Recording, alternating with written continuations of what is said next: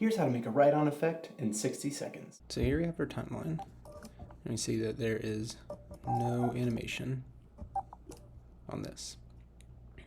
All we want to do is come over here to Title Effects, under Text, go to the beginning of our text clip, bring this all the way down, add a keyframe, go to when I want it to be finished.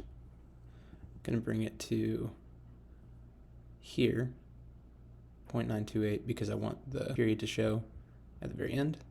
Go another couple frames, add another keyframe, and find the spot where I want it to finish up.